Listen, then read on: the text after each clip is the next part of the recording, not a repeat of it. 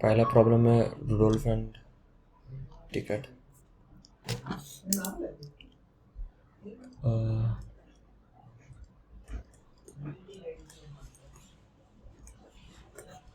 तो इसमें क्वेश्चन अगर तुम पढ़ोगे ना तो मैं ये बताया कि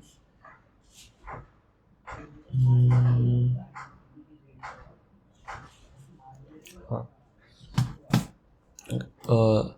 क्वेश्चन में तुम्हें ये फाइंड करना है कि तुम्हें एन और एम दो इंटीजर्स गिवन है, ठीक है, और दो एरेज गिवन है। एक बी नाम कह रहा है वो साइज एन है, एक सी नाम कह रहा है वो साइज एम है। तो इसमें से तुम्हें ऐसे बताना है कि जितने पॉसिबल वैल्यूज है जिसका सम ना लेस देन इक्वल टू के। जैसे मैं बताऊँ तो अगर एग्जांपल लूँगा तो 1 2 3, फिर यहाँ पे 4 5 6, ये कुछ 4 5 6 7, ये कुछ ऐसा एरे है, ये दो एरेस है, ठीक है। तो इस दो एरेस में मैं एक एक एलिमेंट लूँगा, एक ऊपर वाले से और एक नीचे वाले से। Exactly 1 coin from left pocket, मतलब ये कुछ कॉइन्स है, लेफ्ट पॉकेट में इतने कॉइन्स है, राइट पॉकेट में इतने कॉइन्स है उसका। तो ठीक है, तो एग्जैक्टली दो एलिमेंट्स उसको लेनी है और उसकी सम जो है वो के से कम होनी चाहिए। जैसे अगर मैं के वैल्यू दे दूंगा यहाँ पे 6, ठीक है, के की वैल्यू 6 है, तो मैं यहाँ 1 लूँगा तो 4 5 ले सकता हूँ, राइट। 1,4 1,5, ठीक है। अगर मैं 2 लूँगा तो 4 ले सकता हूँ, अगर मैं 3 लूँगा तो नहीं, ख़त्म हो जाएगा। तो अब टोटल बेस यहाँ पे पॉसिबल 3 बेस ही है, तो आंसर यहाँ 3 होगा। तो इसके लिए हम सॉल्व कैसे करेंगे? पहली चीज़ तो एक बात बताओ, अगर मैं दोनों एरेस को सॉर्ट कर दूंगा, अगर मैं दोनों एरेस को सॉर्ट कर दूंगा,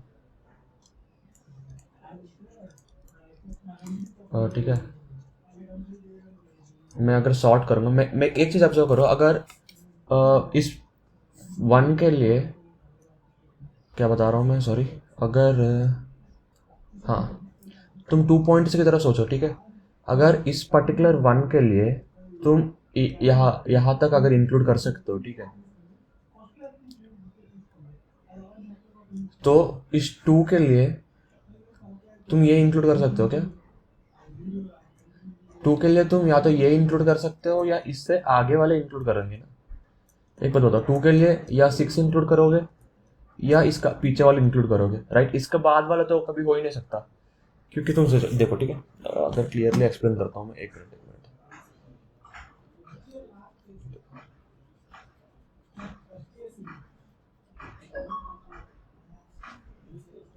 अगर मैं एरे लूँगा, जैसे एक एग्जांपल चाहिए मेरे को,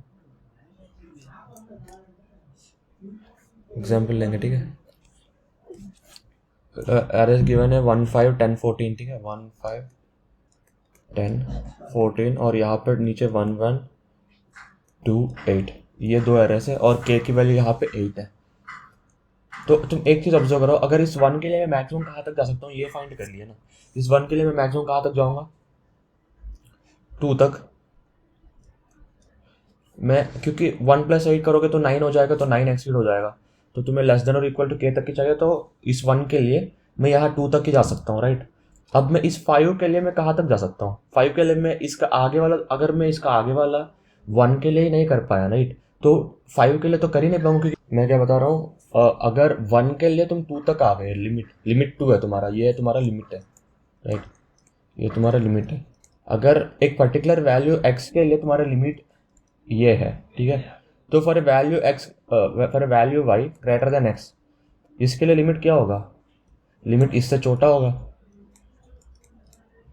इससे बड़ा तो नहीं होगा ना।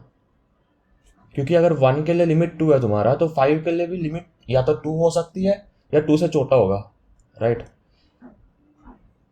तो यहाँ पे 5 के लिए कहाँ तक ले सकते हो तुम? चेक करो कि ये 2 को मैं ले सकता हूँ क्या?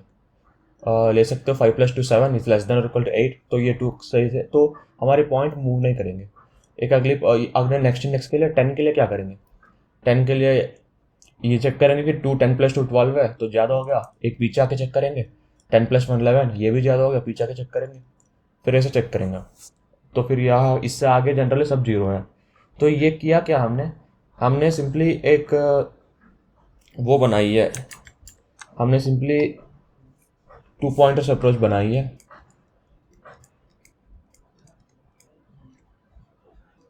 ऊपर वाले एरे में मैं लेफ्ट से राइट जाऊंगा, नीचे वाले एरे में मैं राइट से लेफ्ट जाऊंगा और चेक करूँगा कि इन दोनों को मैं इंक्लूड कर सकता हूँ या नहीं। अगर कर सकता हूँ, जैसे मैं अगर एक और एग्जांपल लेके बताऊँ तुम्हें, 48 1 2 3 लूँ क्या? नहीं 0 है वो। जैसे मैंने पहले एग्जाम्पल कैसे बताया था, 1 2 3 4, यहाँ पे नीचे 5 6 7 8 और 9 मान लो, ठीक है। तो मेरे को यहाँ पे लिमिट है मेरा 8, ठीक है।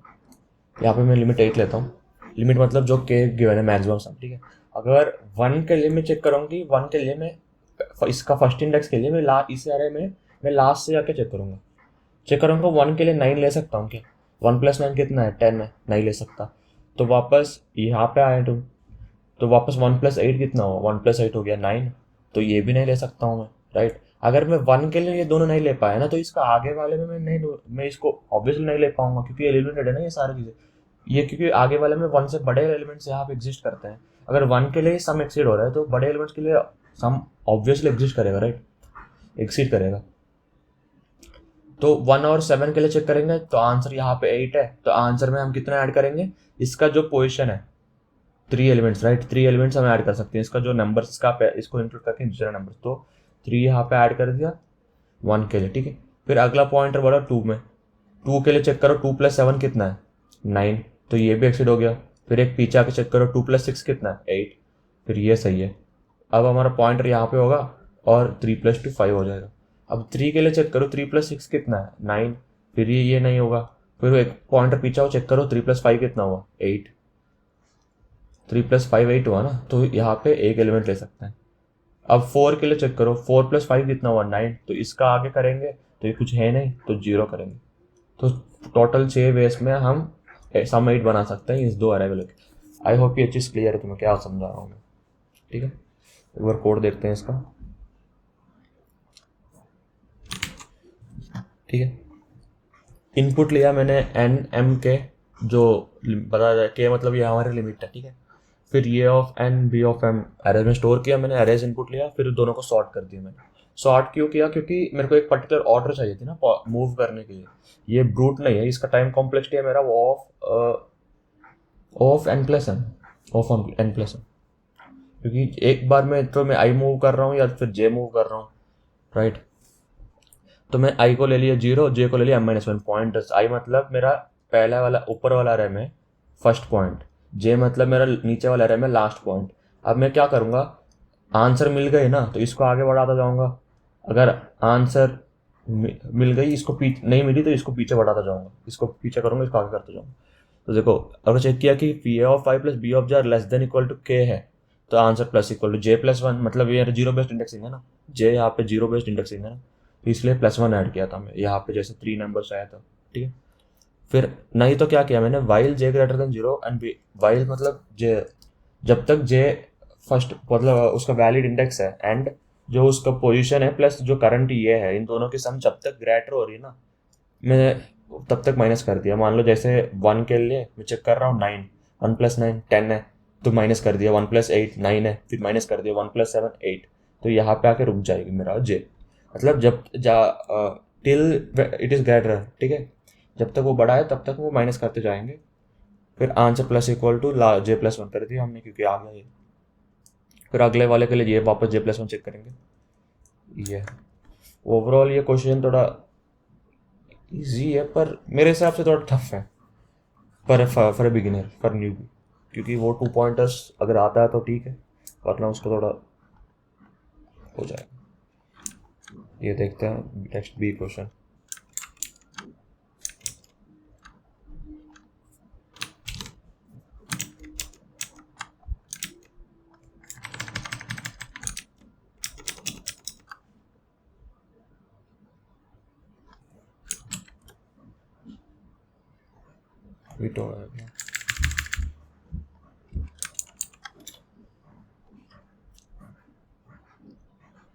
नेक्स्ट क्वेश्चन है प्रॉब्लम बी, ठीक है। रुडोल्फ 121। तो इसमें क्या है, हाँ, इसमें तुम्हें एक एरे गिवन है, मैं बता दूँ उसमें तुम्हें एक एरे गिवन है, ये बी सी डी ई कुछ ऐसे, ठीक है। तुम फर्स्ट वाले को नहीं कर सकते हो और लास्ट वाले पे नहीं कर सकते हो, ठीक है, ऑपरेशन। इसके बीच में जो भी एलिमेंट्स है इस पे कोई भी इंडेक्स जितने भी बार तुम चूज कर सकते हो, सॉरी। तो अगर तुमने बी को चूज़ किया तो क्या होगा, अगला इटरेशन में बी का -2 हो जाएगा, ए का -1 हो जाएगा, सी का -1 हो जाएगा, फिर ये डी, फिर मतलब समझ गए क्या बता रहा हूँ।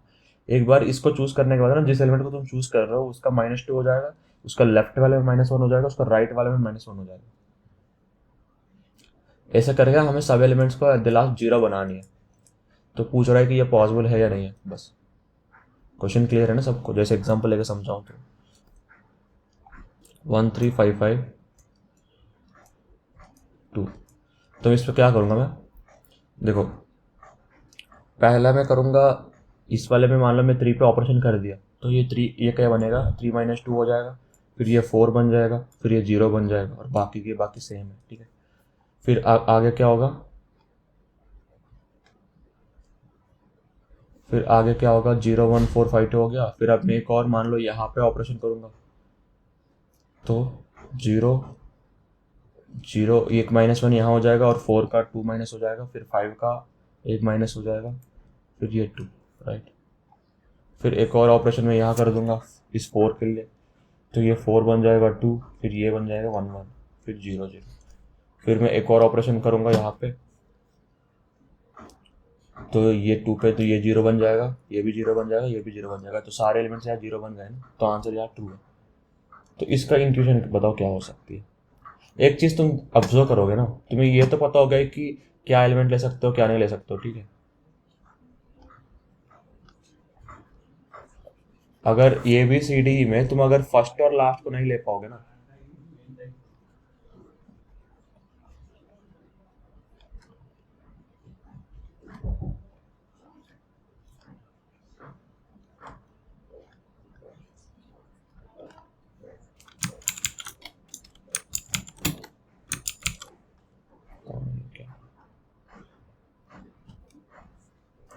ठीक है। मैं क्या बता रहा हूँ, अगर A B C D E में तुम फर्स्ट और लास्ट को तुम ऑपरेशन नहीं कर सकते ना, तुम्हें 0 तो बनाना ही है, तुम इस ई को 0 बनानी है, तो ये ई 0 कैसे हो सकती है, इसके पास कितना पॉसिबल वैसे to make E 0 you have to perform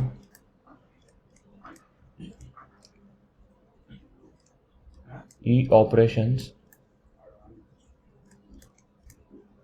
on d। ये चीज समझ जाओ तुम, ठीक है। अगर तुम इसको 0 करनी है तो इतना ऑपरेशन तुम्हें डी पे करना है ना, क्योंकि तभी ये डी, अगर तुम एक ऑपरेशन डी पे करोगे तो ई -1 होगा ये, और यहाँ यहाँ -1 होगा। तो अगर ई को 0 करनी है तो एक ही पॉसिबल है, तो क्या पॉसिबल है, डी को ई को 0 करने के लिए डी पे तुम्हें ई ऑपरेशन करनी पड़ेगी। तो यहाँ पे कैसे होगा, ये फिर बी फिर सी। अब पहले ये थे, तो अब एक परफॉर्म करने के बाद ये ऑपरेशन डी पे, तो ये तो बन जाएगा 0, ठीक है, और ये डी बन जाएगा D-2E, क्योंकि एक ऑपरेशन में -2 होता है, तो ई ऑपरेशन में -2E हो गया, और ये ई सी बन जाएगा C-E, सॉरी सी बन जाएगा C-E। तुम्हें अगर ये चीज़ समझ में आ गई ना, तो पूरी प्रॉब्लम हो गई। अब इसको 0 बना दिया तुम, ठीक है। अब वापस आप क्या करोगे, अब डी को 0 बनानी है। अब डी को 0 बनाने के लिए अगर मान लो ये कुछ x है, इसकी वैल्यू कुछ है D-2 x है, तो अगर ये वैल्यू x है तो इसको तुम 0 बनानी है डी को, मतलब ये x को 0 बनानी है, तो वापस x को 0 कैसे बनाओगे, तुम वापस यहाँ पे अगर एक ऑपरेशन परफॉर्म कर दिया ना, अगर वापस तुम डी पे एक ऑपरेशन परफॉर्म कर दिया तो ये ई पे -1 हो जाएगा, तो ई वैल्यू नेगेटिव में चला जाएगा, राइट। अगर तुम वापस डी पे एक ऑपरेशन करोगे तो ई की वैल्यू नेगेटिव में जाएगा, अगर नेगेटिव में जाने के बाद तुम वापस उसको पॉजिटिव कर ही नहीं सकते, क्योंकि ऑपरेशन में +1 है ही नहीं है, ऑपरेशन में जो भी है वो सारे माइनस ही है, नेगेटिव सब्ट्रैक्शन ही है सारे। तो इसलिए हम डी पे ऑपरेशन नहीं करेंगे, अब इसका आगे में ऑपरेशन करेंगे। तो अब क्या करेंगे, अभी ये जो सी है ना, जो सी का है, जो मान लो ये वाई है, C-E जो है ये वाई है, तो तुम क्या करोगे, इस वाई पे एक्स ऑपरेशन करोगे, तो वापस क्या होगा ये, तो वापस ये हो जाएगा y-2x, राइट, और ये x हो जाएगा 0, और ये b हो जाएगा इस बार b-x।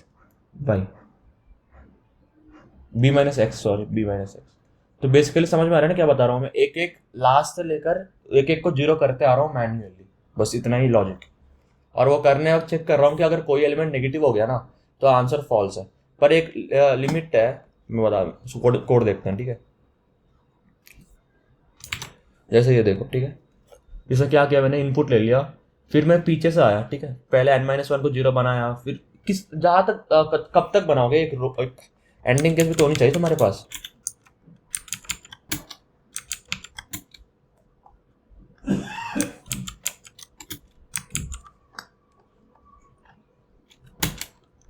क्या हो गया?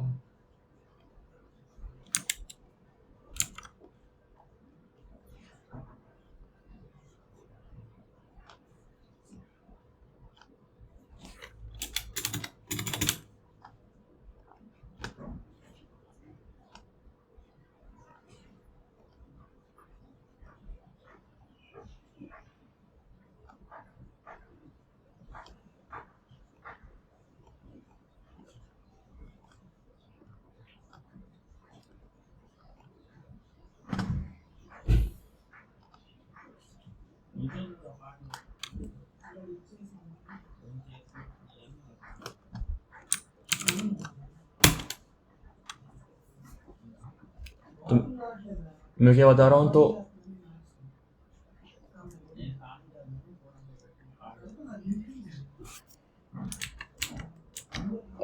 अगर ऐसा कुछ नंबर्स है ना, ABCDE, ठीक है, तो तुम क्या करोगे, ई को 0 बना दिया, डी को 0 बना, ई को 0 बनाया डी पे ऑपरेशन करके, राइट। तो डी पे ऑपरेशन करने के लिए वैलिड है क्योंकि वो डी बीच में नहीं है। और तुम मैक्सिमम ऑपरेशन कहाँ तक बना सकते हो, तुम मैक्सिमम ऑपरेशन बी तक ही बना पाओगे, राइट। क्योंकि इसका मतलब समझ रहे हो क्या बता रहा हूँ मैं, अगर सी को 0 बनानी है तो तुम बी पे ऑपरेशन परफॉर्म करोगे, तो वापस बी पे तुम ऑपरेशन परफॉर्म नहीं कर सकते, मैं ये बता रहा हूँ। ध्यान से देखो, वापस बता रहा हूँ मैं, ABCDE है ना, तो क्या कर रहा हूँ मैं, ई को 0 बनाने के लिए मैं डी पे ऑपरेशन कर रहा हूँ, राइट, है ना। अब डी को 0 बनाने के लिए मैं सी पे करूंगा, फिर सी को 0 बनाने के लिए मैं बी पे करूंगा। पर अगर मान लो सी को 0 बनाने के लिए मैं बी पे कुछ कर दिया ऑपरेशंस, और मान लो कुछ रिमाइनिंग आ गई ये, तो इसको वापस मैं कुछ कर सकता हूँ? नहीं।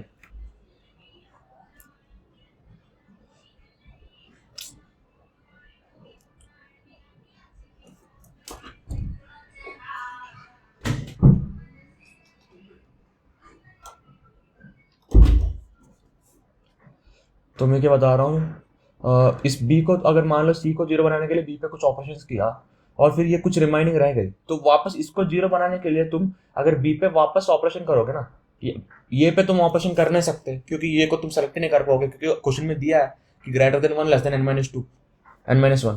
तो ठीक है, तो बी पे तुम बी को 0 बनाने के लिए तुम ए पे 0 नहीं बना सकते, तो मैक्सिमम तुम इस 2 तक ही तुम बनाना सकते हो। ये वाली फॉर लूप जो ऑपरेशन कर रहे हो ना पीछे से 0 बनाते वाली, वो मैक्सिमम सी तक ही कर पाओगे। ये सी तक करने के बाद तुम चेक करोगे कि अगर ये और 0 दोनों बी है तो आंसर ट्रू है, वरना फॉल्स है। ये चीज समझ में आ गई सबको? बस ये चीज देखनी थी, एंड इसलिए मैंने ग्रेटर देन 1 किया ताकि वो सेकंड पोजीशन तक ही आए, ठीक है। अगर चेक किया कि ए ऑफ i-1 जो है, मतलब अगर ई के लिए मैं ऑपरेशन कर रहा हूँ, तो मैं चेक कर रहा हूँ कि अगर डी है, अगर D is greater than is equal to twice of E होनी चाहिए ना, वरना नेगेटिव हो जाएगा। डी बड़ा होनी चाहिए, जैसे अगर मैं 2 है यहाँ पे है तो यहाँ पे 5 है, 5 होनी चाहिए, क्योंकि इस 2 को 0 बनाने के लिए मेरे को 2 ऑपरेशन करनी पड़ेगी 5 पे, 2 ऑपरेशन करने के बाद ये हो जाएगा -4, राइट, -4 से ये हो जाएगा। मैं वही बता रहा हूँ कि अगर इसका डबल से ज़्यादा है तभी ऑपरेशन कर पाएंगे, वरना कर नहीं पाएंगे, तो वरना फॉल्स कर दिया ब्रेक। अगर नहीं कर पा रहे हैं, अगर यही चेक किया, अगर ये ऑफ i-1 लेस देन है तो नहीं कर पाया, ठीक है। अगर ज्यादा है तो मैंने क्या किया, ये ऑफ i-1 को ये ऑफ i/2 कर दिया, ये ऑफ i ऑपरेशन परफॉर्म कर रहे हैं हम जनरली, ये ऑफ i मतलब हमारा e है, e ऑपरेशन परफॉर्म कर रहे हैं यहाँ पे। तो इसका प्रीवियस में मैंने ट्वाइस माइनस कर दिया, इसकी प्रीवियस पे मैंने -e कर दिया, c-e और d-2e, और ये ऑफ i को मैंने 0 बना दिया है। बस इतना ही चेक किया, कि लास्ट में चेक किया कि 0, ये ऑफ 0 और ये ऑफ 1 में ना फर्स्ट दो अगर 0 बन गए, अगर ये ए और बी दोनों 0 बन गए तो आंसर यस है, वरना फॉल्स है, ठीक है। रोडोल्फ एंड अगली स्ट्रिंग, ठीक है।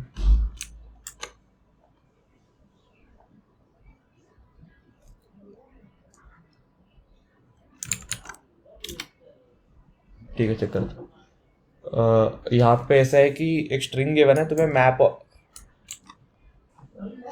एक स्ट्रिंग गिवन है मैप और पाई का, कुछ भी एक स्ट्रिंग गिवन है, रैंडम स्ट्रिंग गिवन है,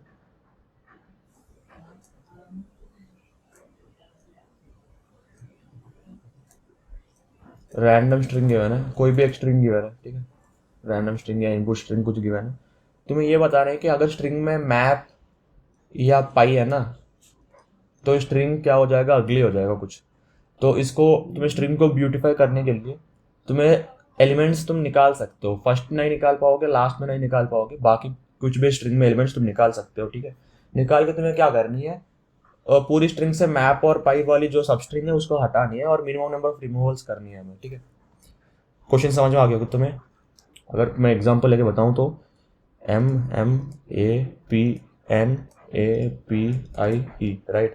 तो इसमें देखो यहाँ पे एक मैप है, फिर यहाँ पे एक पाई है, तो इन दोनों में से हमें कुछ कुछ हटानी पड़ेगी, क्या हटाओगे वो डिसाइड करनी है, ठीक है।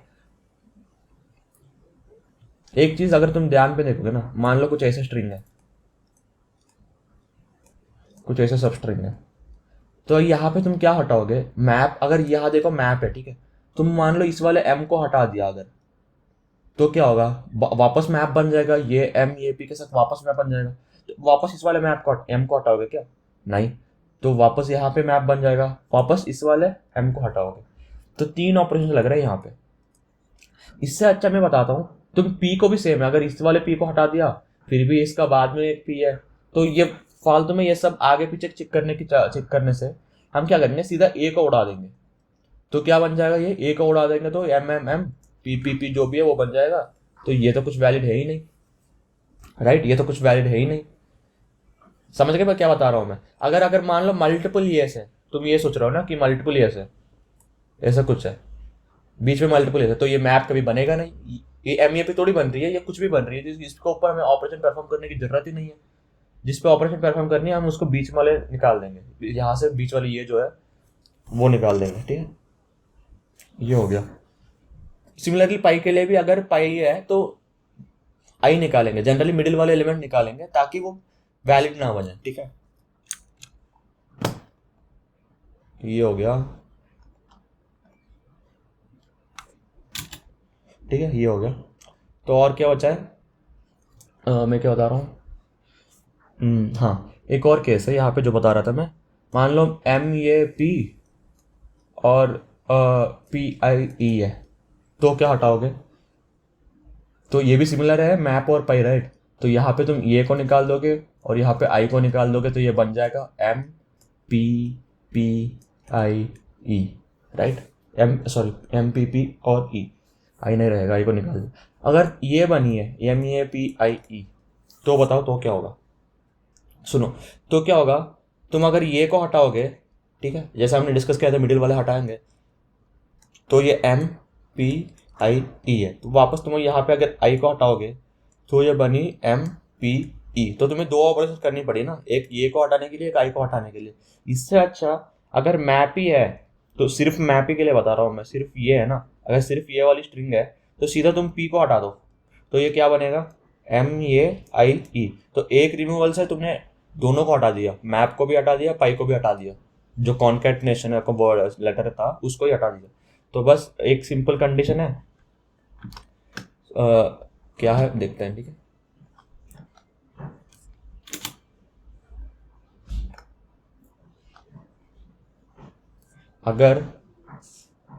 अगर मैप ही है स्ट्रिंग में तो रिमूव P, अगर नहीं है मैप है रिमूव ये,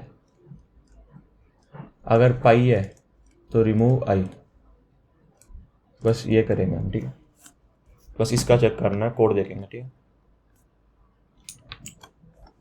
मैंने इनपुट ले लिया एंड फिर I++ में यहाँ फॉर लूप में नहीं किया था, जैसे वाइल लूप में मैन्युअली करते हैं कि कंडीशन के लगने से क्या होता है, मैंने वैसे मैन्युअली किया था यहाँ पे।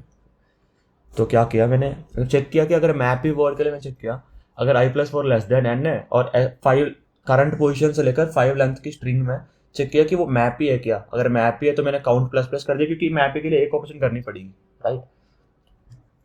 यहाँ रिमूव करने की कोई जरूरत नहीं है, जैसे बिगनर्स को बहुत दिक्कत होती है। मैं भी बहुत ऐसा सोचता था कि अच्छा क्वेश्चन में रिमूव करनी है तो स्ट्रिंग में मैं रिमूव कर देता था इस ऑपरेशन को। रिमूव करने की जरूरत नहीं है, तुम आगे बढ़ो, ठीक है।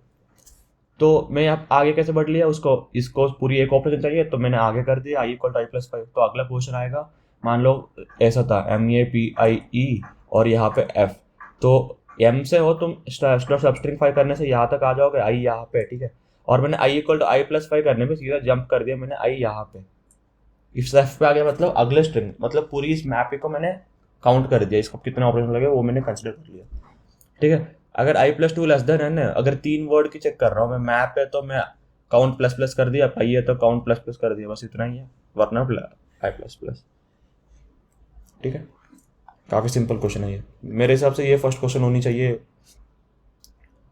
ये को थोड़ा B या C में कंसिडर होनी चाहिए, ठीक।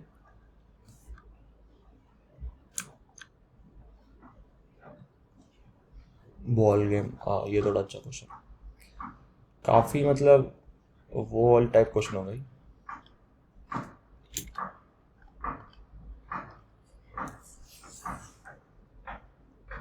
तो इस क्वेश्चन में क्या हुआ, प्रॉब्लम डी, राइट। तुम कुछ दोस्त ना सर्कल में खड़े हो, ठीक है। मान लो यहाँ पे ये है BCDEF और G, मान लो कितने एलिमेंट्स है, 7 है। तो क्या करोगे तुम ए पे का, मान लो तुम्हें एक स्टार्टिंग प्लेयर से, ठीक है, गेम खेल रहे हो। गेम क्या है, तुम या तो क्लॉकवाइज या तो काउंटर क्लॉकवाइज फेंक सकते हो तुम बॉल को। कितना फेंकनी है, डिस्टेंस उसने कितना दूर फेंकनी है उसने बता दिया, कितना दूर फेंकनी है। जैसे अगर बी से ये फेंकना है तो एक ही डिस्टेंस है। अगर एक बी से मैंने मान लो, बी से अगर मैंने एक बार बॉल ने एक मतलब एक डिस्टेंस के लिए बॉल थ्रो किया एंटी क्लॉकवाइज, ठीक है, वो ए पे जाएगा। अगर बी से मैं क्लॉकवाइज थ्रो किया एक डिस्टेंस का तो वो सी पे जाएगा। फिर बॉल अब सी पे आ गया, अब मान लो सी ने कर दिया 3 बार एंटी क्लॉकवाइज, तो 3 बार एंटी क्लॉकवाइज मतलब सी से बी, बी से ये से जी, तो अब बॉल जी पे आ गया। अगर मान लो सी ने कर दिया 3 बार क्लॉकवाइज, तो सी से डी, डी से ई और ई से एफ, तो बॉल एफ पे आ जाएगा। तो जनरली ये चीज़ें हैं कि क्लॉकवाइज फेंक सकता हूँ मैं या एंटी क्लॉकवाइज फेंक सकता हूँ बॉल को। और क्वेश्चन में ये गिवन है कि एक बंदा जो बॉल पकड़ा है ना, वो या तो वो क्लॉकवाइज फेंकेगा, उसका दे दिया है इन लोगों ने 0 शायद, और या तो एंटी क्लॉकवाइज फेंकेगा, और या तो पता नहीं है वो किधर फेंकेगा। नहीं तो वो पता नहीं है किधर फेंकेगा, मतलब यहाँ पॉसिबली हमें फाइनल में क्या बताना है, फाइनल में हमें ये बताना है कि बॉल जो है ना लास्ट में कितने लोगों के पास हो सकती है, राइट। कितने लोगों के पास हो सकती है वो बतानी है। अगर मान लो उसको पता नहीं है वो किधर फेंकेगा, तो दोनों पॉसिबिलिटी चेक करेंगे, वो राइट से भी, मतलब क्लॉकवाइज भी फेंक सकता है, एंटी क्लॉकवाइज भी फेंक सकता है, पर उसका डिस्टेंस गिवन है, कितने से गिवन है। तो बस हम बॉल को घुमाते रहेंगे और जो जिसका पॉसिबिलिटी है ना उसको हम एक क्यू या सेट में डालेंगे, ठीक है। तो वापस जब ऑपरेशन करनी पड़ेगी ना तो उसका क्यू में हम ऑपरेशन निकाल के करेंगे। जैसे जैसे मैं बताऊं तो एग्जांपल लेके बताता हूँ तुम्हें, ठीक है, क्यों कर रहा हूँ।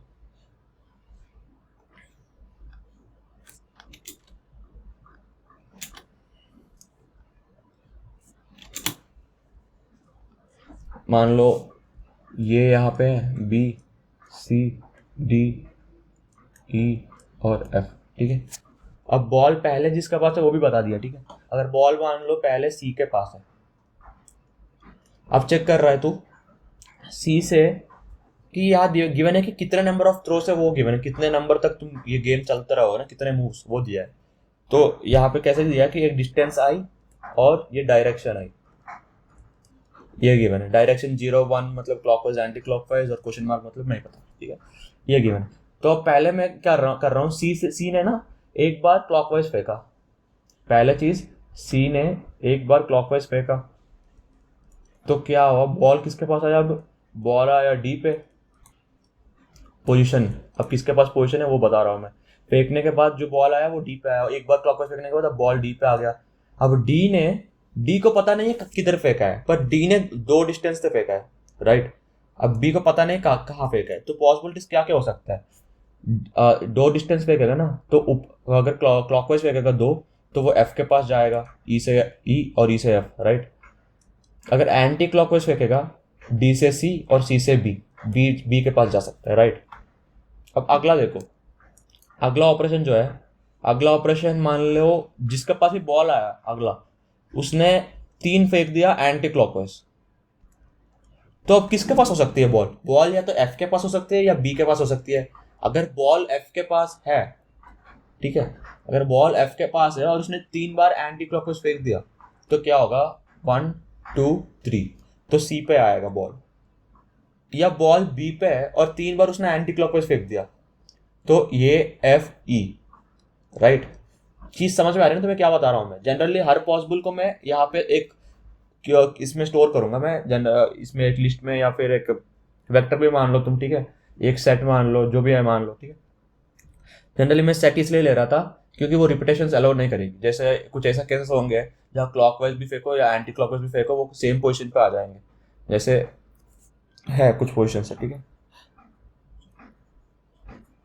तो उन सबको मैं सेट में इसलिए ले रहा हूँ ताकि बार बार अगर मान लो इसके बाद वापस एक और एफ है, तो एफ को तो मेरे को पता है एफ कहाँ जाएगी, एफ जाएगी सी पे, क्योंकि एंटी क्लॉकवाइज 3 पे जाएगी ना, एफ जाएगा सी पे, तो वापस ये कैलकुलेट करने की जरूरत नहीं ना। तो इसलिए रिपीटेड कैलकुलेशन वो करने के लिए मैं यहाँ पे सेट ले रहा हूँ, ताकि जो मेरा क्यू है, ये जो क्यू या सेट जो भी है, वो मेरा यूनिक हो जाएगा। ठीक है, ये समझ में आ रहा था क्या बता रहा हूँ मैं? वापस ऐसे ही, मतलब अगले बार जब वापस करूंगा, मान लो 4, इसका जो डिस्टेंस है वो 4 है, 4 डिस्टेंस से फेंका और पता नहीं है कहाँ फेंका, तो ये कहा जाएगा अगर सी से 4 डिस्टेंस फेंकेगा क्लॉकवाइज तो कहा जाएगा डी ई एफ ये, राइट। अगर सी से 4 डिस्टेंस फेंकेगा एंटी क्लॉकवाइज तो 1 2 3 4 ई। अब सी के लिए हो गया, अब ई के लिए चेक करो। अब ई के लिए उसने क्लॉकवाइज में 4 फेंका तो एफ ये बी सी। अगर एंटी क्लॉकवाइज में 4 फेंका तो डी सी बी ए।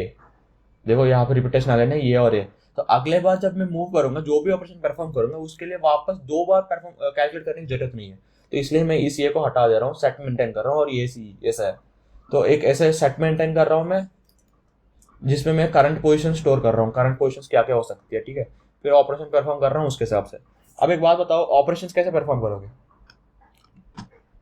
मान लो तुम है पोजीशन से खेलेंगे, ठीक है, आप पोजीशन से समझाओ। मान लो प्रॉब्लम गिवन है तुम्हारा, इंडेक्सिंग गिवन है 1 2 3 4 5 6। मैं क्या बता रहा हूँ, अगर क्लॉकवाइज तो तुम मान जाओगे ना, क्लॉकवाइज क्या होगा, 2 पे हो, तुमने 3 डिस्टेंस फेंका है, तो 2 + 3 करोगे तो 5 है, मॉड विथ 7 कर लोगे, मॉड विथ एन जो है वो करोगे, एन क्या है यहाँ पे 6 है, राइट। टोटल 6 है तो टोटल 2 + 3 5 है ना, मॉड 6 ये कितना हो गया 5। अगर मान लो 2 से तुमने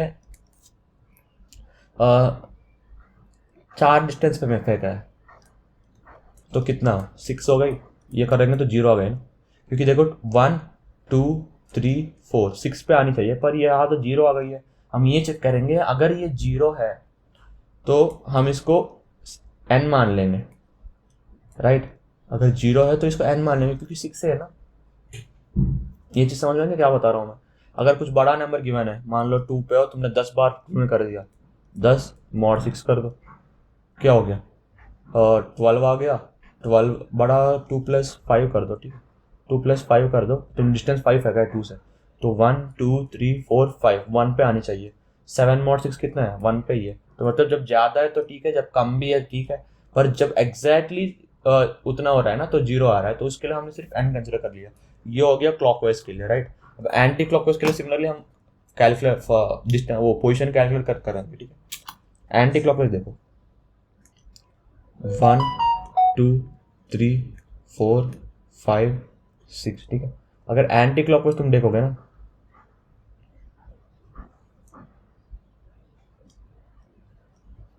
अगर तुम एंटी क्लॉकवाइज देखोगे तो अगर मान लो तुम 2 पे हो, ठीक है, और तुमने एक पीछे फेंका तो कितना हो जाएगा, 2 से 1, राइट। तो 2 पे हो, एक पीछे फेंका मतलब माइनस करोगे डिस्टेंस, फिर मॉड ले लोगे n से, कितना है 1 mod 6 = 1। अगर मान लो तुम 2 पे हो, तुमने फेंक दिया 4 पीछे, तो कितना होगा 2 - 4, राइट। 2 - 4 कितना है, मतलब जनरली हम आंसर पहले कैलकुलेट करेंगे, ठीक है। 1 2 3 4 मतलब 2 से 4 पीछे करोगे तो first second third fourth, ball 4 पे आएगा, राइट। बॉल तो 4 पे आएगा, 2 - 4 कितना है -2, तो ये तो नेगेटिव हो गया। नेगेटिव मॉड मतलब यही है ना कि एक प्लस कर दोगे n से और मॉड विथ 6, अब कितना हुआ 4 ही आया ना, right.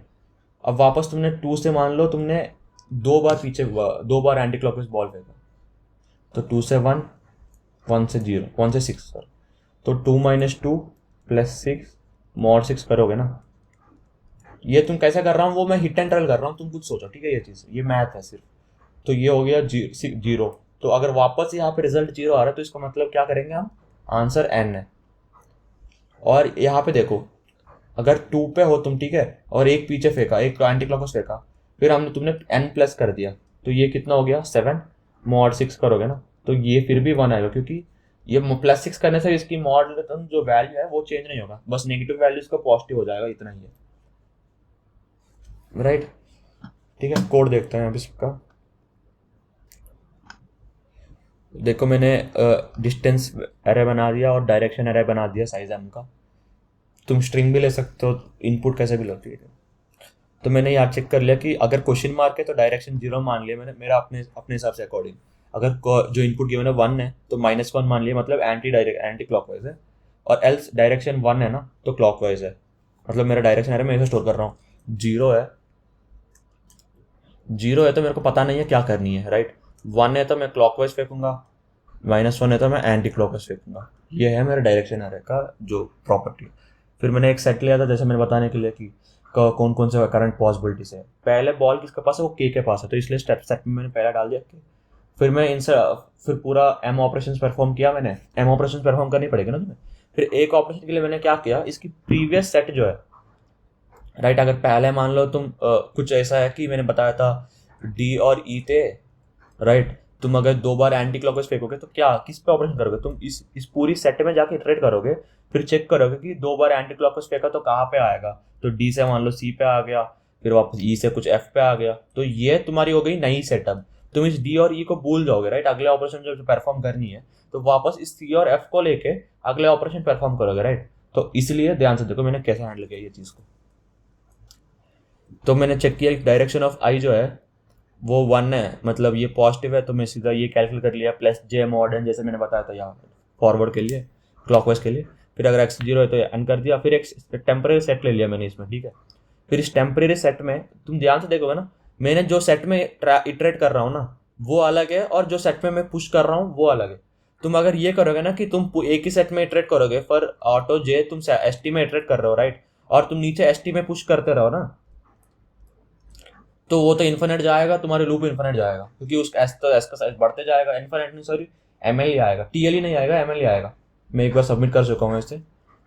S T dot push करोगे ना तो इस पे वापस तुम पुश करोगे ना तो इसकी साइज बढ़ती जाएगी और ये फॉर लूप भी इटरेट करता जाएगा, तो ये मेमोरी लिमिट एक्सीड हो जाएगा। पहले टीएलई से पहले एमएलई आ सकती है, एमएलई भी टीएलई भी आ सकती है, वो तुम्हारी ऊपर है, ठीक है, वो कंस्टेंट्स के ऊपर।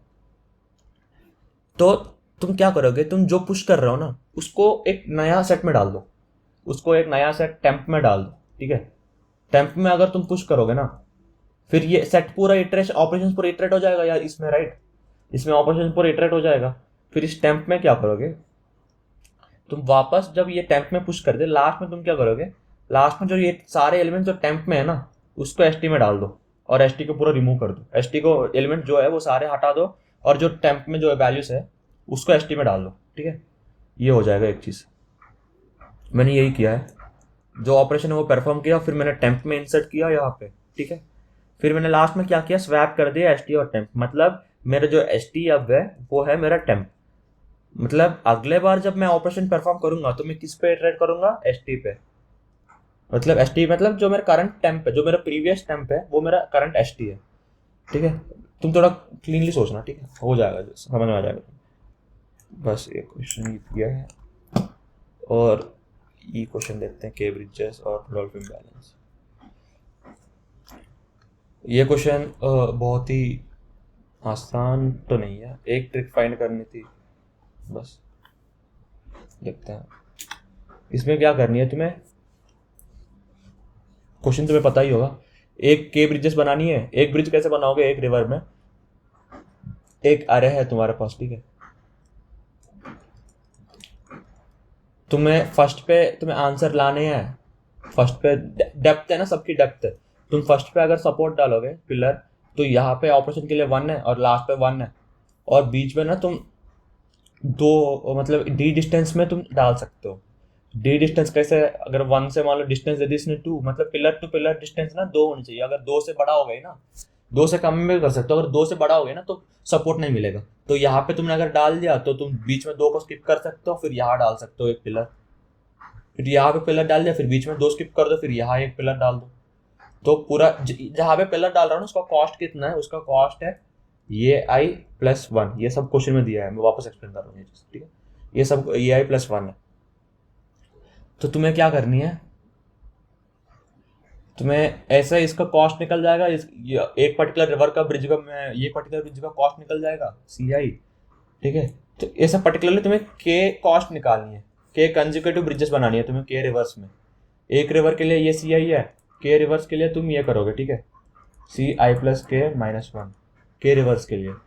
फिर इन सब की जो सम है वो तुम्हें मिनिमम करनी है। ये सब कुछ नहीं दिया, तुम पहले हम इसमें एक रिवर के देखते हैं, ठीक है। एक रिवर को मिनिमाइज कैसे करेंगे वो देखते हैं। मैं ये स्लाइडिंग विंडो से करेंगे, ठीक है। तो ये स्लाइडिंग विंडो से करेंगे कैसे, अगर मान लो एग्जांपल मैंने दे दिया 0 1 2 2 1 और 0, राइट। और मैं यहाँ पे 3 लूँगा, 2 लूँगा, 2 गैप बना सकता हूँ मैं, डिस्टेंस जो है पिलर टू पिलर, ठीक है। पहले वाले में अगर तुम करने तो मैं जनरली यार डीपी बनाऊंगा। डीपी ऑफ आई क्या होगा, if the river ends at I, right. तो मैं इसका कॉस्ट स्टोर कर रहा हूँ डीपी में, तो इसका कॉस्ट मैं स्टोर कर रहा हूँ डीपी में। तो पहले बताओ डीपी ऑफ 0 का कॉस्ट क्या होगा। 0 के लिए तो यहाँ पे 1 ही होगा, राइट। एक बेस में तुम्हें पिलर ऐड करनी है, तो 0 के लिए 1 हो जाएगा। स्टार्ट में पिलर जरूर ऐड करनी है और एंड में पिलर जरूर ऐड करनी है, राइट, ठीक है। अब मैं मान लो 1 पे एंड करना चाहता हूँ, तो 1 पे एक पिलर मेरे को चाहिए एंड करने के लिए। तो एंड करने के लिए 1 पे एक पिलर चाहिए और यहाँ के कॉस्ट है 1 है। तो इस मेरे को इस पर्टिकुलर पोजिशन में पिलर बनाने के लिए होगा 2, राइट, क्योंकि इसका ए आई प्लस 1 कॉस्ट चाहिए मेरे को यहाँ पे पिलर बनाने के लिए। पर टोटल कॉस्ट कितना होगा, टोटल कॉस्ट हो गया जो इनिशियल स्टार्टिंग ये और ये लेकर 3 है। ये मेरा डीपी बना रहा हूँ मैं, ठीक है।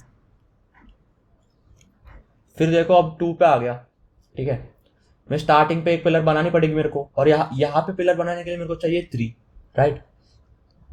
तो वापस मैंने यहाँ पे 3 चाहिए और स्टार्टिंग में 1 चाहिए, डिस्टेंस 4 हो गई ना। समझ गए क्या बता रहा हूँ मैं। पिलर यहाँ पे डाला और ये क्या है, यहाँ पे स्टार्टिंग और एंडिंग में डाला। यहाँ पे पिलर डालने के लिए 3 है और या 0 पे मेरे को इंडेक्स डालने के लिए पिलर चाहिए, वो कॉस्ट है 1 है, तो 1 + 3 4 हो गया डीपी। अब वापस तुम यहाँ पे देखो, यहाँ के लिए भी तुम सेम है ना। 2 पे पिलर डालने के लिए तुम्हें चाहिए 3 और तुम स्टार्टिंग में पिलर डालोगे तो ये 4 हो गया। अब देखो, अब 1 पे जब आओगे तो इस पे पिलर डालने के लिए तुम्हें चाहिए 2, ठीक है। पर क्या तुम सिर्फ स्टार्टिंग से चल जाएगा काम, नहीं। अब देखो तुम इस वाले विंडो में ना, अगर तुम 1 पे है तो इसका जो प्रीवियस जो 3 एलिमेंट्स है, मतलब जहाँ तक लिमिट है ना, मैं इस यहाँ तक पहला क्या कर रहा था, मैं 0 इसलिए कर रहा था कि मैं ये मेरा रेंज में था, राइट। ये डिस्टेंस 2 में था, अब मेरा डिस्टेंस बढ़ गई है, डिस्टेंस 2 से ज्यादा हो गया, तो मैं सिर्फ फर्स्ट से नहीं कर पाऊंगा, राइट। तो मिडिल में एक पिलर डालनी पड़ेगी। वो पिलर क्या होगा, इसका कॉस्ट, यहाँ तक का कॉस्ट मैं डालूंगा। इसका विंडो जो है, समझ रहे हो, इसका विंडो अब ये बन जाएगा ना, इसकी विंडो 1 के लिए डिस्टेंस प्लस 1 की विंडो बनती है, ठीक है। तो 1 के लिए मैं अगर ये करूंगा तो इससे मिनिमम लूंगा मैं। इन सबका मिनिमम क्या है, 1 है।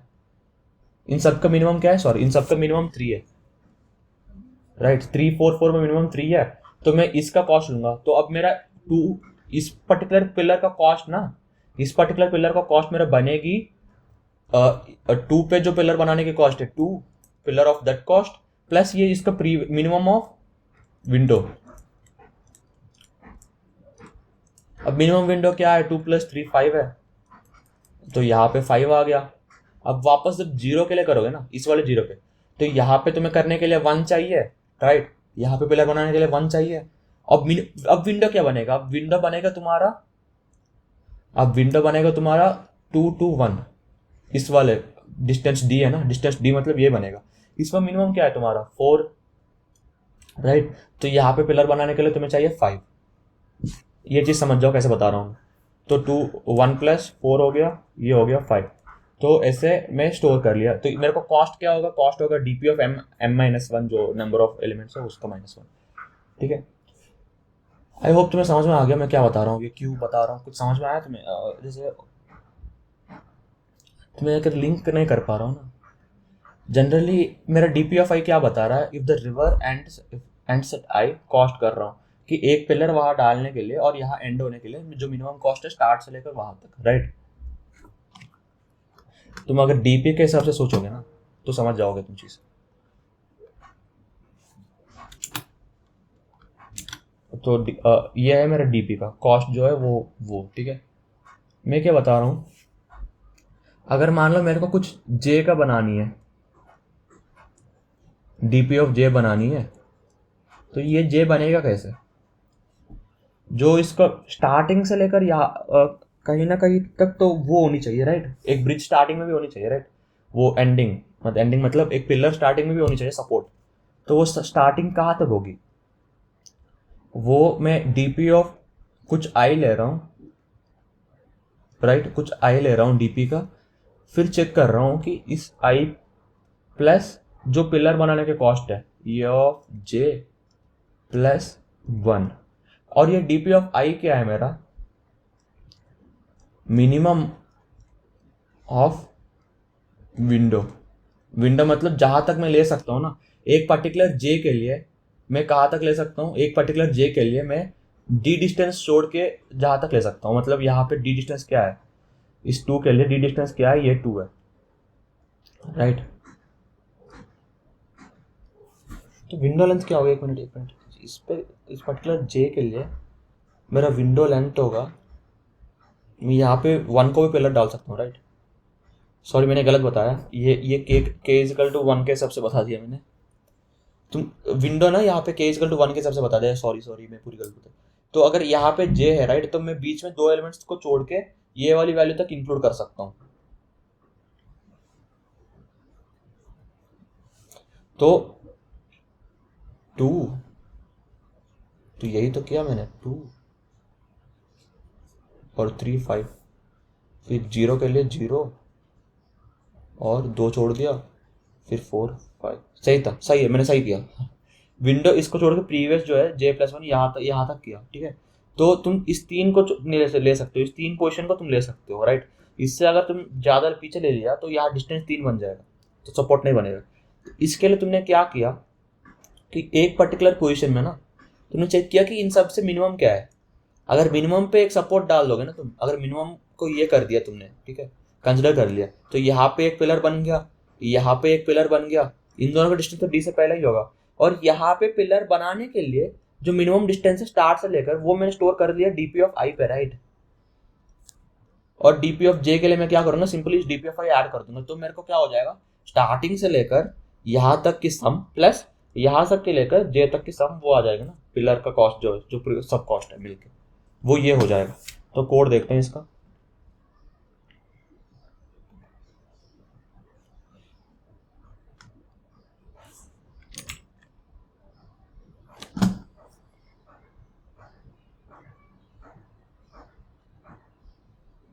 अच्छा सॉरी, ये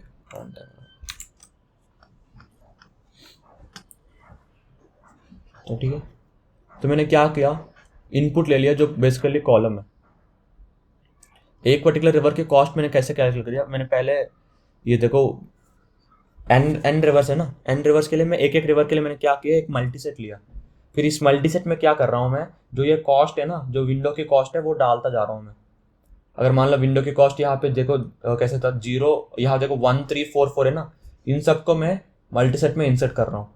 और मेरे को जैसे रेंज से दूर हो गई उसको रिमूव भी करना है ना, जैसे 1 डाल दी यहाँ पे, तो 1 3 4 4 यहाँ तक ठीक है।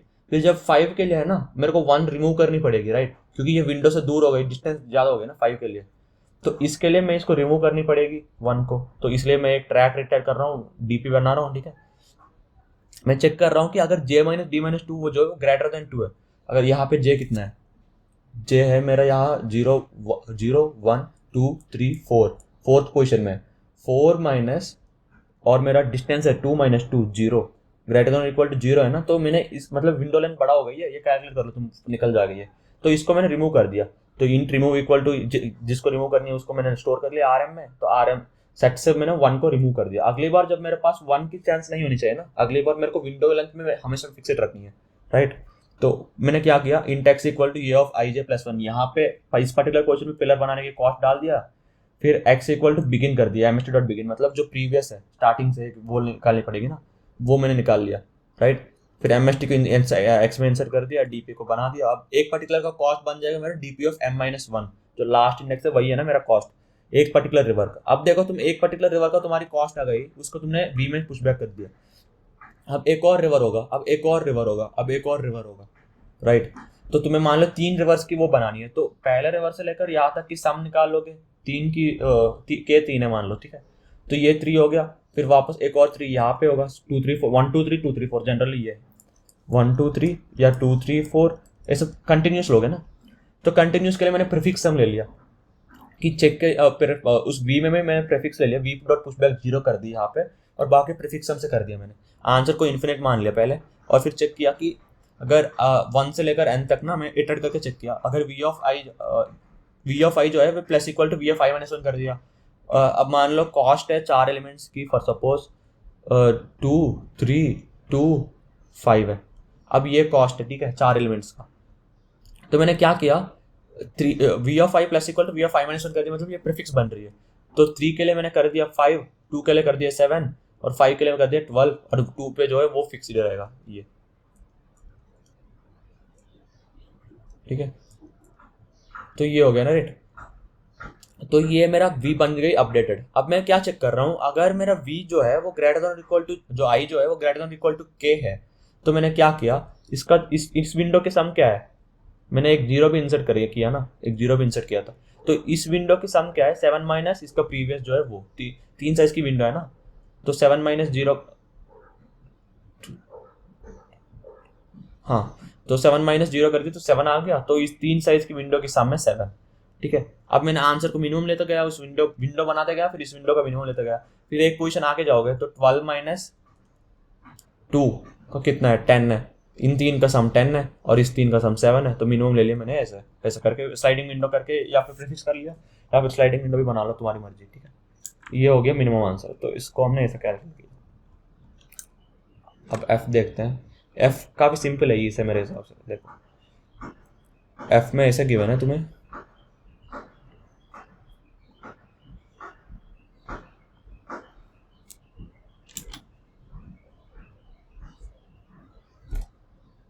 हाँ, तुम्हें एक सीक्वेंस गिवन है ये आई का, अगर मैं एग्जांपल लूँगा तो 2 5 10 20, मैंने ऐसा कुछ सीक्वेंस दिया है, वो सीक्वेंस असेंडिंग में गिवन है। तो इस सीक्वेंस का कॉस्ट क्या हुआ, जो एडजेसेंट का मैक्सिमम डिफरेंस है ना वही कॉस्ट है। मान लो 10 और 20 में मैक्सिमम डिफरेंस क्या है, 10 है, 5 और 10 में 5 है, 2 और 5 में 3 है, तो ये जो मैक्सिमम डिफरेंस है ना ये तुम्हारी कॉस्ट है, तो इसको तुम्हें मिनिमाइज करनी है। इसको मिनिमाइज कैसे करोगे, तुम्हारे पास 2 एलिमेंट्स गिवन है, 2 सेट्स गिवन है, ठीक है, 2 एरे गिवन है, जैसे सिमिलर लेफ्ट और राइट पॉकेट है ना फर्स्ट क्वेश्चन में, से 2 एरे गिवन है, ठीक है, एफ और के का जो भी है वो 2 एरेस गिवन है। तुम क्या करोगे, इससे एक एलिमेंट लोगे और इससे एक एलिमेंट लोगे, फिर इन दोनों एलिमेंट्स का जो सम है ना वो तुम इंसर्ट कर सकते हो इसके बीच में। तो तुम एक ऐसे सम निकालो जो 10 और 20 के बीच में, अगर मान लो तुमने 15 निकाल दिया, यहाँ पे 5 है और यहाँ पे 10 है, तो तुमने 5 + 10 करके 15 निकाल दिया, तो 10 और 15 के बीच में कॉस्ट कितना है। अब कॉस्ट बताओ, अब अपडेटेड कॉस्ट क्या होगा। अब अपडेटेड कॉस्ट तो ये होगा ना, 10 और 15 का कॉस्ट, अपडेटेड कॉस्ट 5 है, 15 और 20 के बीच में अपडेटेड कॉस्ट 5 है, तो अब मैक्सिमम कॉस्ट कितना हो गया, मैक्सिमम कॉस्ट हो गया तुम्हारा 5, राइट। तुम्हारी पहले आ रहा था 10, अब तुम्हारी मैक्सिमम कॉस्ट हो गया 5। तुम ये ऑपरेशन ऑप्शनल है, तुम कर भी सकते हो नहीं भी कर सकते हो, ठीक है। तो ऐसा करके हमें ये करनी है, अगर बीच में कोई पॉसिबल एलिमेंट हो रही है तो उसको इंसर्ट कर दो, वरना नहीं। अब एक बात बताओ, अगर एरे कुछ ऐसा होता जस्ट लाइक 2 फिर 2 फिर 10, मतलब 8 डिफरेंस हो रही है ना, फिर 18। अब देखो इसके बीच में डिफरेंस क्या है, 8, इसके बीच में डिफरेंस क्या है, 8। तुम बस एक ही इंसर्शन कर सकते हो, ठीक है, तुम मान लो यहाँ पे अगर नीचे हमारे पास है 3 और 3 अरेस में, इसमें एक अरे है, इसमें एक अरे है 3 और 3, तो इन दोनों के सम 6 है। तुम मान लो 6 को यहाँ इंसर्ट कर भी दिया तो इस 2 और 6 के बीच में 4 है, 6 और बीच के 10 भी 4 है, पर 10 और 8 के बीच में स्टिल 8 है ना, राइट। अगर मैक्सिमम जो है, मैं समझ रहा हूँ यहाँ क्या बता रहा हूँ, अगर दो मैक्सिमम बन गए ना, दो मैक्सिमम बन गए तो तुम मिनिमाइज किसको करोगे, एक को मिनिमाइज कर पाओगे तो दूसरा मैक्सिमम तो ऐसे रह जाएगा, तो उसको तुम ऊपर कुछ ऑपरेशन नहीं परफॉर्म कर पाओगे, राइट, एक ही ऑपरेशन कर पाओगे। तो आंसर इसमें केस में होगा मैक्सिमम जो तुम्हारी डिस्टेंस है पहले का इनिशियल है वही होगा, क्योंकि दोबारा नहीं हो पाएगी ना। चीज समझ में आ रही तुम्हें, दो मैक्सिमम में तुम एक को मिनिमाइज कर सकते हो पर दूसरे को तुम कर नहीं पाओगे, राइट, एक इंसर्ट ही कर पाओगे ना। अब ये हो गया एक केस। अगर अब दूसरी केस क्या है, अब देखो, अब मल्टीपल ग्रेटर देन वाली है ना, तो आंसर वो पता चल गया तुम।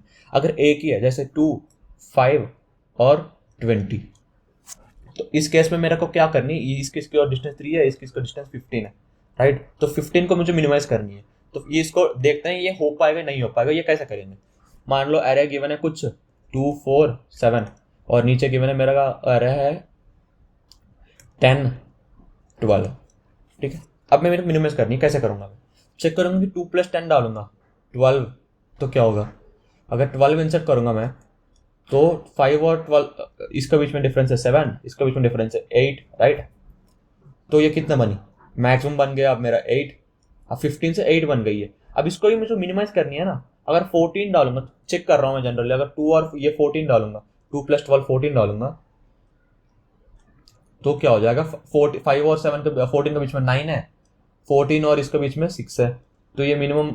अब इन दोनों पॉसिबिलिटीज, अब इस वाले केस में जो मैक्सिमम आंसर है वो क्या है, मैक्सिमम 9 है। मतलब तुम 12 इंसर्ट करोगे ना, 12 के लिए आंसर था 8 पर 14 के लिए आंसर है 9।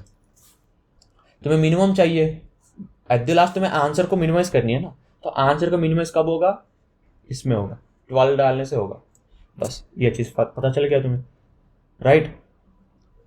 ये चीज समझ गए ना। मैं 9 और 6 है ना, तो मैं क्या कर रहा हूँ, मैक्स ले रहा हूँ इन दोनों का, इसका पूरी जो वैल्यू है, कॉस्ट या जो भी है वो यही है ना, maximum of this two insertions and this insertion. अगर मान लो कुछ ऐसा इंसर्शन है, अगर मैं केस बताऊं तुम्हें तो अगर केस बताऊं मैं, देखो 2 है, ठीक है, फिर यहाँ पे 8 की ले लो, ठीक है, तो ये हो गया 10, फिर यहाँ पे 10 की ले लो 20। अब तुम इंसर्ट भले ही यहाँ पे 15 कर रहे हो, राइट, तो इसका डिस्टेंस क्या है 5, इसका डिस्टेंस क्या है 5, पर इसका डिस्टेंस क्या है 8, इसका प्रीवियस डिस्टेंस था 10। तो अब मैक्सिमम क्या होगा, इसका प्रीवियस मतलब सेकेंड मैक्सिमम डिस्टेंस इन दे आ रहे प्लस ये जो लेफ्ट और राइट जो है ना, जो इंसर्ट करने के बाद इन तीनों का मैक्स होगा, क्योंकि इसका सेकंड प्रीवियस भी एक मैक्स है ना। तुम एक ही को इंसर्ट कर पाएगा, तुम 10 को तो रिड्यूस कर दिया, अब तुम्हारी सेकंड मैक्सिमम तो रिड्यूस नहीं कर पाओगे, और ये हो गया 8, तो मैक्सिमम क्या होगा, मैक्स ऑफ सेकंड मैक्स, और ये जो इंसर्ट करने के बाद ये लेफ्ट और राइट जो है वो है, ठीक है, ये है। अब इसको कैसे कर पाओगे तुम बताओ मेरे को एक चीज, इसको कैसे सॉल्व करोगे। एक चीज समझ रहे हो तुम, यहाँ पे नीचे 2 एरेस गिवन है तो तुम सॉर्ट कर लोगे, फिर पहले वाला क्वेश्चन में तो तुमने 2 पॉइंटर लगाया था, इसमें क्या करोगे, पहले वाला क्वेश्चन में तुमने 2 पॉइंटर लगाया था, इसमें क्या करोगे तुम, इसमें तुम एक लोअर बाउंड निकाल सकते हो, राइट। अगर मान लो ये आई तुमने सॉर्ट कर लिया, A1, A2, A3, A4 कुछ ऐसा है, ठीक है, और B1, B2, B3 है, तो तुमने A1 के लिए तुम्हें ऑप्टिमल वैल्यू क्या है, मान लो कुछ ऐसा है, कुछ वैल्यू है 2 और 10, राइट। तो यहाँ पे ऑप्टिमल वैल्यू क्या है, ऑप्टिमल वैल्यू 6 है ना, क्योंकि इन दोनों का 2 और इसका भी डिस्टेंस भी 4 है, इसका डिस्टेंस भी 4 है। अगर तुम 7 लोगे ना, तो 2 और 10 के बीच में क्या होगा, यहाँ 5 और यहाँ 3, तो ओवरऑल आंसर इस केस में बनेगा 5, ओवरऑल आंसर इस केस में बनेगा 4। तो तुम्हें ऑप्टिमल बनाने के लिए इसको ना तुम एवरेज कर पाओगे, एवरेज बनानी है ताकि लेफ्ट से और राइट से इक्वल हो, राइट।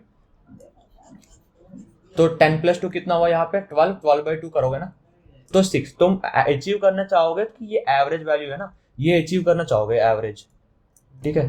तो इसके लिए तुम लोअर बाउंड करके सर्च करोगे कि ये आई के लिए अगर क्या ये आई प्लस किसी भी बी आई मेरे को एग्जिस्ट करता है जो इन दोनों के सामने एवरेज बना के दे। जैसे रिक्वायर्ड क्या होगा, रिक्वायर्ड होगा मेरा एवरेज वैल्यू माइनस जो मेरा ये आई है, ये वन जो ये वन के लिए मैं चेक करो, ये है मेरा रिक्वायर्ड वैल्यू। अगर मैंने इसका लोअर बाउंड मैंने चेक कर दिया बी वाले एरे में, तो मान लो इसका लोअर बाउंड यहाँ पे आ गया। लोअर बाउंड मतलब अगर बन गई तो आंसर यही पे बन जाएगा मिनिमम, अगर नहीं बनी है ना, एवरेज बन नहीं गई तो एवरेज ज्यादा बन जाएगा, है ना, B2 ज्यादा बनेगा। लोअर बाउंड मतलब ऑलवेज रिटर्न्स इक्वल और ग्रेटर, तो B2 प्लस E1 क्या होगा, एवरेज से ज्यादा होगा। अब चेक करो B1 यहाँ हो गया।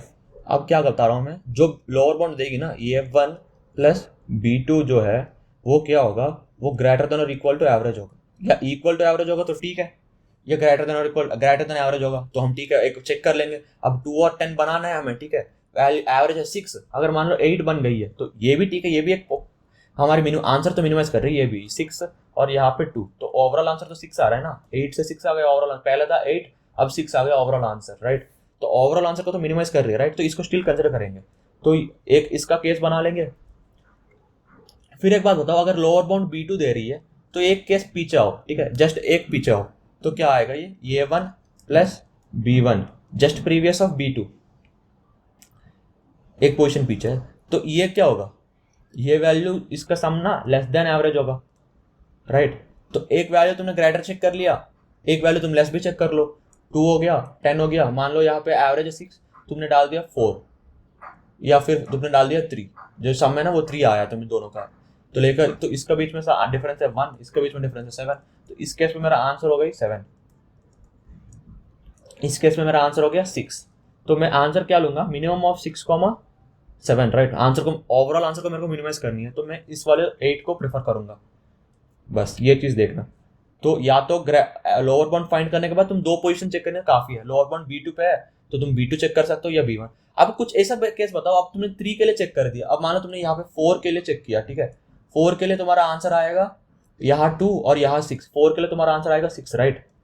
तुमने अगर 4 चेक कर दिया तो वापस 3 चेक करने की जरूरत है क्या, 2 और 6 से तुम अगर 3 इंसर्ट करोगे तो आंसर क्या है 1 और यहाँ पे 7, तो आंसर यहाँ पे 7 है। तो ये तो ज्यादा देता जाएगा ना, क्योंकि इसका जो नेक्स्ट प्रीवियस वैल्यूज है उसके पीछे जो B1 से भी लेफ्ट साइड जो वैल्यूज है वो सारे A1 प्लस B1 सम को और मिनिमाइज करेगा। हमें सिर्फ एवरेज बनानी है, एवरेज की क्लोज बनानी है, तो आंसर हमारे मैक्सिमाइज होगा। तो एवरेज की क्लोज बस या तो उसका ज्यादा नेक्स्ट ज्यादा, आफ्टर जस्ट ग्रेटर, या फिर जस्ट स्मॉलर, या फिर इक्वल, इन 3 से ही बनेगा एवरेज का क्लोज। इसके बाद जो भी वैल्यूज जाएगा ना लेफ्ट राइट, तो उसको लेके कुछ मतलब नहीं है। तो ये था इसकी अप्रोच, ठीक है। कोड देखते हैं अब इसका, कोड थोड़ा बड़ा है पर हाँ लॉजिक बहुत आसान है। मैंने डिफरेंस फाइंड करने के लिए मैंने क्या किया, ठीक है, ए ऑफ आई ले लिया मैंने, डिफरेंस फाइंड कर ली सबकी, A of I minus A of I minus 1 कर दी मैंने डिफरेंस। एक पर्टिकुलर आई के लिए डिफरेंस है, मतलब देखो मैं अगर ये ले रहा हूँ A1 A2 A3 ले रहा हूँ, तो इनका पहला इनिशियल डिफरेंस है वो कैलकुलेट कर रहा हूँ, वो मैं VP में पुशबैक कर रहा हूँ, क्यों कर रहा हूँ वो देखते हैं, ठीक है। जो आई B1 माइनस B2 को मैंने स्टोर किया, पुश कर दिया, और B2 माइनस B3 को मैंने जैसे A1 माइनस A2 को स्टोर किया, फिर A2 माइनस A3 को स्टोर किया मैंने, ठीक है।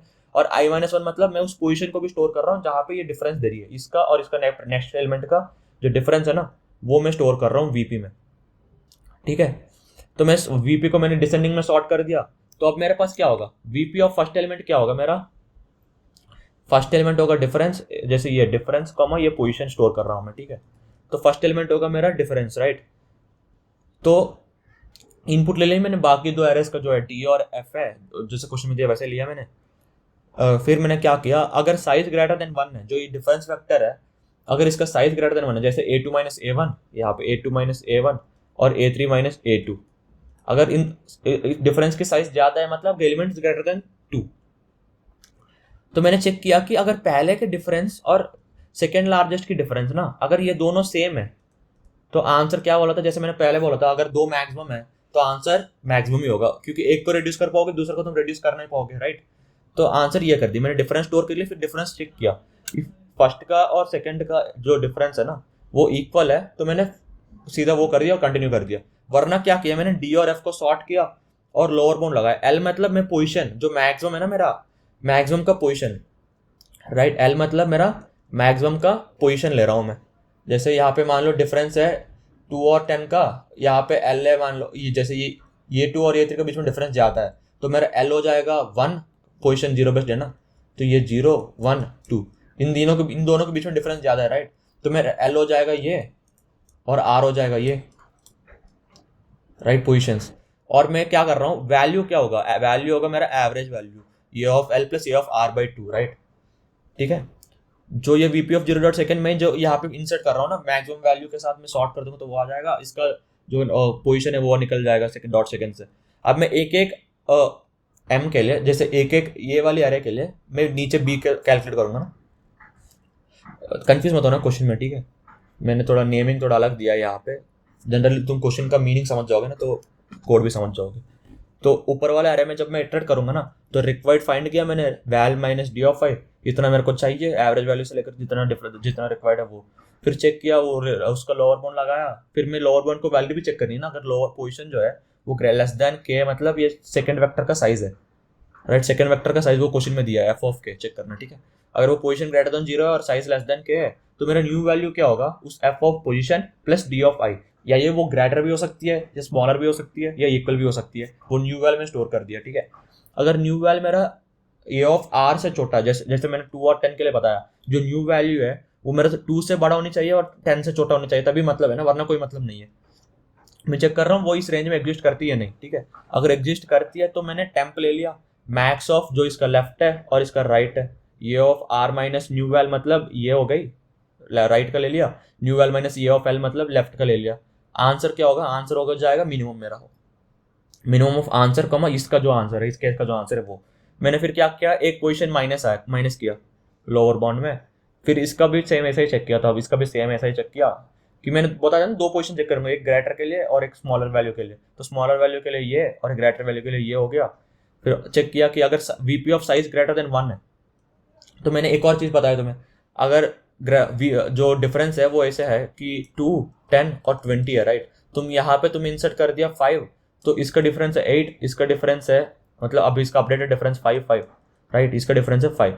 तो तुम क्या करोगे, मैक्सिमम ऑफ ये जो आंसर है, इसका जो आंसर है और ये 8, इसका सेकंड मैक्स डिफरेंस वो भी क्या इंक्लूड करोगे ना। अगर साइज ग्रेटर देन 1 है तो सेकंड मैक्स में एग्जिस्ट करेगा, वरना सेकंड मैक्स नहीं करेगा। तो वीपी डॉट साइज अगर ग्रेटर देन 1 है तो मैंने ले लिया answer equal to max of VP of 1 dot first मतलब सेकंड मैक्स, और आंसर मतलब जो मेरा फर्स्ट मैक्स को मिनिमाइज करने का आंसर है वो, और सी आउट आंसर कर दिया, बस इतना। ये क्वेश्चन में कुछ लॉजिक नहीं था, बस लोअर बाउंड वाली चीज़ थी, बाकी कुछ नहीं था। उस ई वाले क्वेश्चन में थोड़ा लॉजिक था डीपी मैप का, मैं जैसे रिमूव कर रहा हूँ, जैसे रेंज बना रहा हूँ, रेंज से एग्जिट हो गए तो उसको रिमूव कर रहा हूँ लिमिट से, ये चीज़ है। तो कुछ सजेशन है तो तुम बता सकते हो। मैंने भी कॉन्टेस्ट में 4 ही क्वेश्चन किया था, 5th क्वेश्चन मेरे को स्ट्राइक नहीं हुआ कॉन्टेस्ट में। 5th क्वेश्चन में मैं फ्रॉग जंप की लॉजिक लगा रहा था, डीपी ऑफ एन इंटू के पर एन इंटू के वो एन स्क्वायर हो जाएगा, तो वो 10 की कंस्टेंट है, तो इसलिए मैं सोचता रहा कि कैसा काम कर कैसे, पर मेरे को स्लाइडिंग विंडो वाली अप्रोच दिमाग में आया नहीं है, और मैंने कंटेस्ट में एफ नहीं पढ़ा, वरना एफ जरूर हो जाता। एफ बहुत ईजी क्वेश्चन है, एक फॉर स्पेशलिस्ट या प्यूपिल के लिए एफ कर सकता है। तो ठीक है, बाय।